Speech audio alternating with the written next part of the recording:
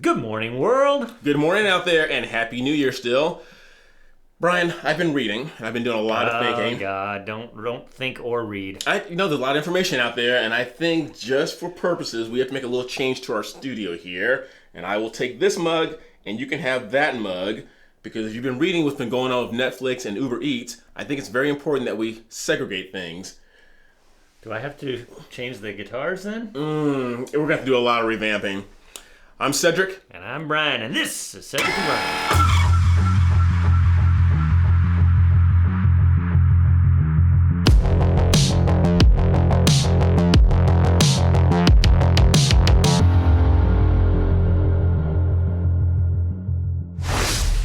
All right, welcome back, everybody. First things first, Cedric. As the producer of the show, there's a reason why I do this. We don't give in to that mentality. Just trying to stay woke.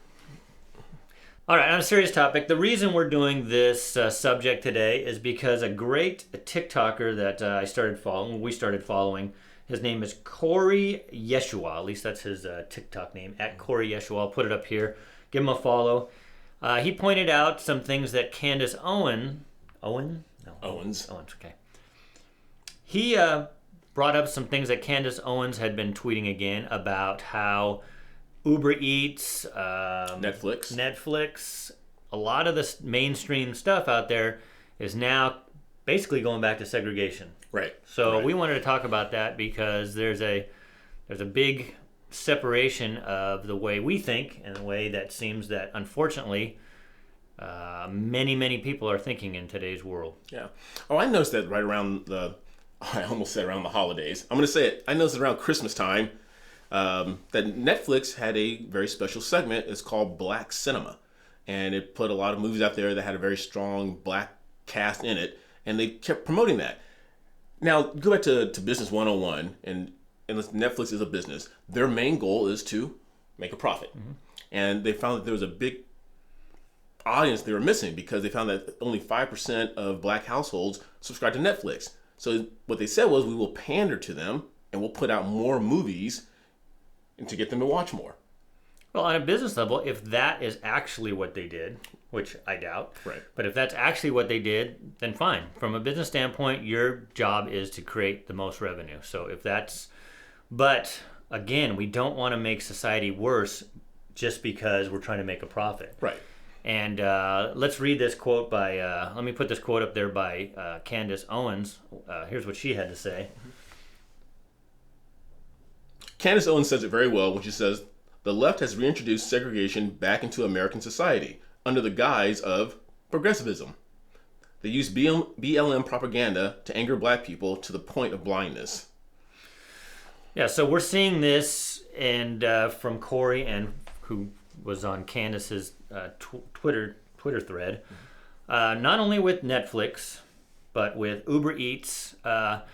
Now, again, they disguise this so that reasonable people will say, well, that's okay, because they're saying we just want to make sure that we help the underserved communities.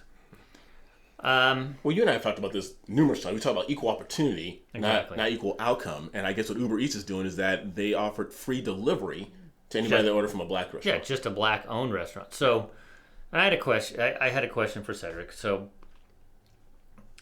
obviously, after the George Floyd thing, there's this hypersensitivity. But what about Japanese-owned restaurants, Chinese-owned restaurants, Jewish-owned restaurants? They're all minorities. We mentioned this before. I know all you see on TV is the killing or arresting or beatings of black people by police, and that's why this whole defund police. But the number one group that is actually abused with hate crimes is actually the Jewish community by percentage. Correct. So I don't see any free delivery for Jewish-owned delicatessens. Right. Nor should I don't think there should be. We go back to this when we talk about, so I talked about the Japanese, the Jewish, the Chinese. All minority communities in the United States, right?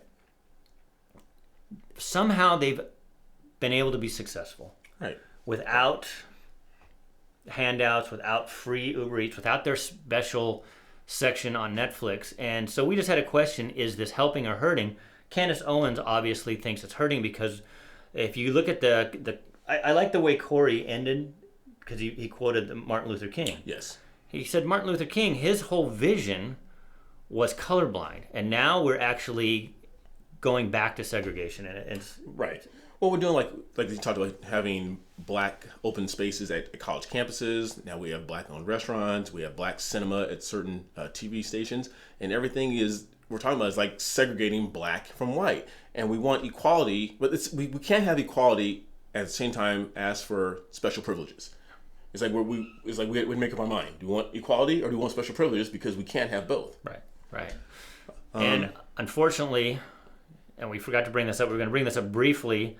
As of today, it looks like the Democrats won both Senate seats in Georgia, which means that it's now a 50-50 split in the Senate with Kamala Harris making the deciding vote. I wonder which way she'll vote.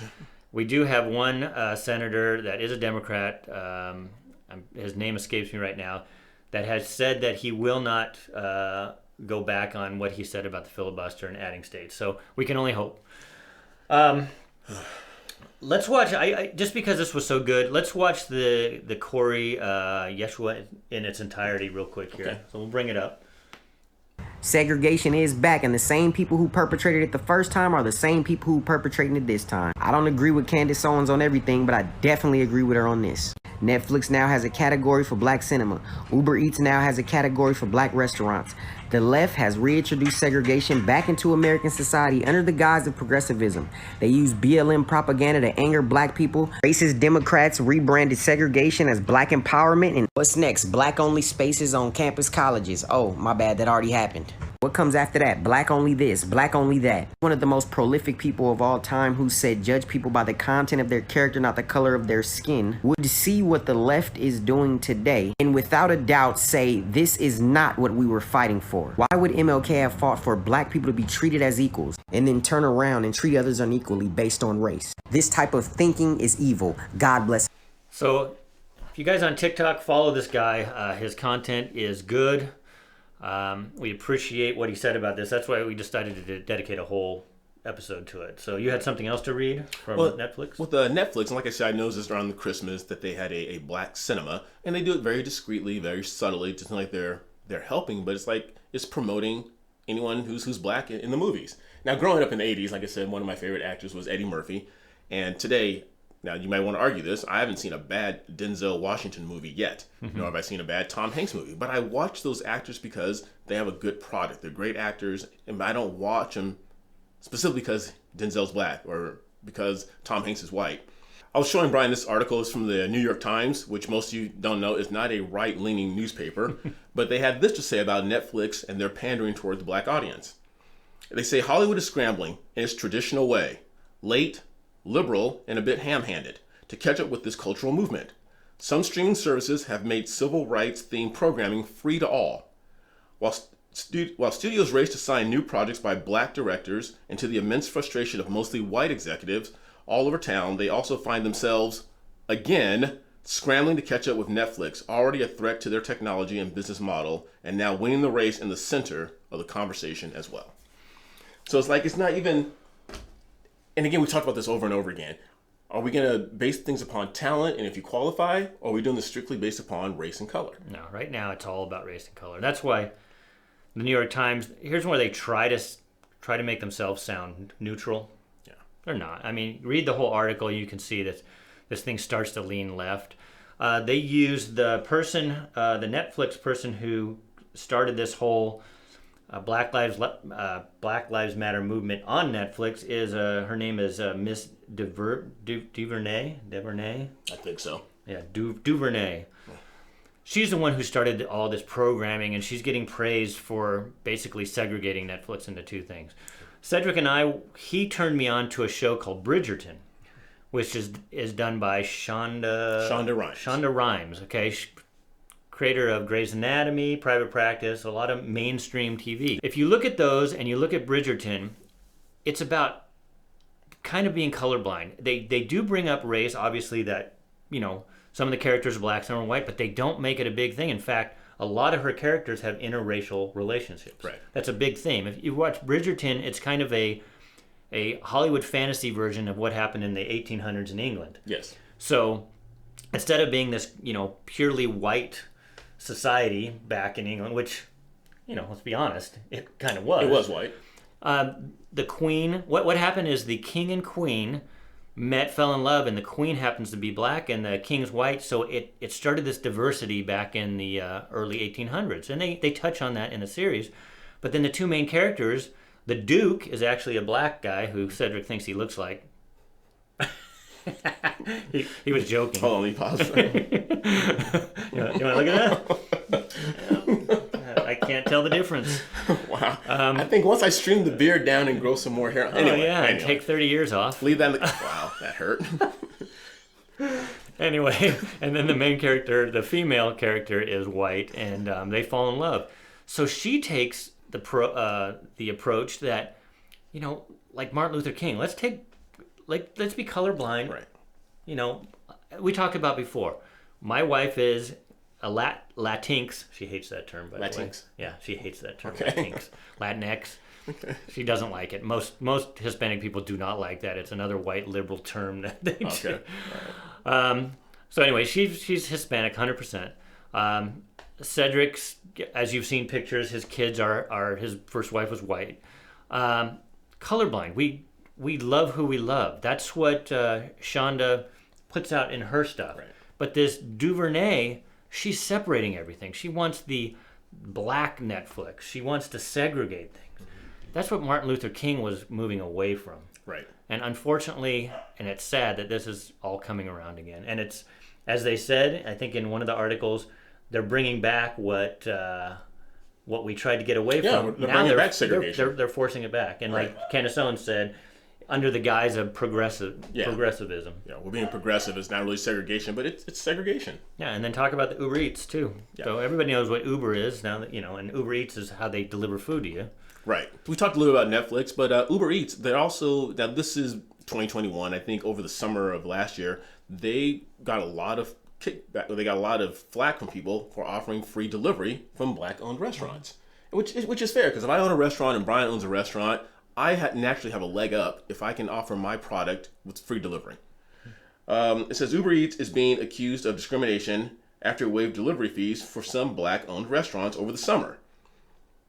The policy was started in a way to support the black community in the wake of the killing of George Floyd, which we should touch on that. The cops involved in the Jacob Blake situation. Like we knew they were not going to be prosecuted because and they're still lying about it today now. Now that it's brought up again, they're lying about the situation. All right? We're a rated G show. So what Jacob Blake did to that girl who called the cops was, we can say the word rape. It was rape. Yeah. So he fought the cops and he absolutely had a knife. So for those out there going to start writing again, because that's what we're preparing for, this was not an innocent man being killed by the police. And he didn't die, obviously, he's paralyzed. But as Cedric always says, what he always says is, what's the word you use? Comply. So all he had to do was comply, get in the car. That's it. He wouldn't have been shot. He'd still be able to walk today. So anyway, that's just a side note. But right. This whole segregation thing, it hurts my heart because that's what I thought we were moving away from. From the 60s on, and God, we've really gone backwards, and it's a damn shame. It is a damn shame. But anyway, gosh, I mean, it'd be great to come out and do, just a show about, kumbaya, we all get along, right? Right. But and then hold on tight, because now that we lost those Senate seats, and it's not, don't kid yourself, it's not going to be the Joe Biden agenda. It's going to be the pretty extreme left agenda, because Joe Biden's already given into it. He wasn't an extreme, obviously he was kind of a racist, he was against gay marriage. He was not your typical leftist politician, but now he knows, which way the wind's blowing, and he's going to just kowtow to it as long as he lasts until Kamala takes over. Yes. All right, we told you last time we stopped doing this. We're gonna end with answering some comments. So we found a comment from one of our viewers who's actually been watching for a long time. Yeah. This is from a viewer, P as in pterodactyl. I told Cedric I don't know if he listens to Dennis Prager, because Dennis Prager likes to do that too. He'll bring up the words that have the silent letter and say P as in pneumonia. So he was watching it on our last episode about the rising suicides among kids because of the... Oh, no, that's not the one I wanted to do. Yeah, that was the lockdown that we also touched on. That's right. And during that, it was about the lockdown, but we also touched on a Cleaver. Yes. Representative Cleaver, who said amen and a woman. If you haven't watched that, I'm sure you've seen it on social media. But here's what P as in pterodactyl, and thanks for watching, P. Here's what he said about that. He said, etymology of the word amen or amen aside, it's still ridiculous because what does it mean when you precede a word with the letter A? As in asymmetrical, asymptomatic, atypical, etc. So basically, what he's saying is... Well, the letter A negates... Yeah, they've already taken away the man part of it by putting A in front of it. Right. So now by putting A in front of woman, you've taken away the woman part. It's such a stupid comment. We can have fun with this until... I mean, I don't know how much backlash this guy is getting. And I don't know if he counseled with someone before doing that, or if he just thought, I'm going to get up there and say this and be really cute and funny. But if you want to go that way, he should have said amen, a woman, and a gender, whatever... He left out a lot of other people. I know, because we know we have 87,000 genders now. Is that where it's up to now? Yeah. So he left out just not just men and women. There's plenty of genders. We don't believe that. We're playing along here. Yeah. So, anyways, thank you, Pete, for pterodactyl. It was a great comment, very smart comment. A lot of comments. A lot of great, insightful comments from a lot of people. Yeah. So keep making those comments, and we will read them on our next episode. Yes. Well, you guys, hope you enjoyed today's show. We're looking forward to a fantastic year. Again, like I said before, whether you're left wing or right wing, we're all part of the same bird. So let's all let's lock arms and get through this year together. Is this the left wing or is this the left wing or right wing? I'm not going to touch that. Make sure you like, make sure you subscribe, make sure you ring that bell, and make sure you share this video with everyone you know. Until next time, I'm Cedric. And I'm Brian. We'll see you later. You're gonna add that out, We're gonna get marketing for that one.